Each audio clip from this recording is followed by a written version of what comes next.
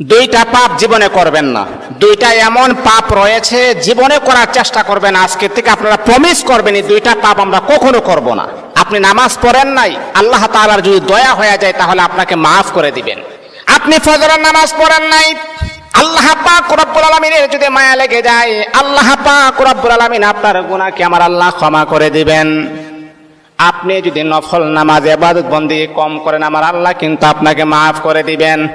কিন্তু আল্লাহর নবী বলেন দুইটা এমন জঘন্যতম পাপ রয়েছে, এই পাপগুলার ক্ষমা আমার আল্লাহ জীবনে কখনো তার বান্দাকে করবে না। দুইটা পাপ এমন জঘন্যতম পাপ, এগুলা করা যাবে না। এক নাম্বার হচ্ছে অন্যের হক নষ্ট করা। অন্যের হক কখনো নষ্ট করবেন না। আজকে নিজের ভাই বোনের হক নষ্ট করে দেয়, অন্যের হক নষ্ট করা যাবে না। দুই নাম্বার হচ্ছে আল্লাহ পাক রব্বুল আলামিনের সাথে শিরিক করা। যদি কোনো বান্দা আল্লাহ পাকের সাথে শিরিক করেন, আমার আল্লাহ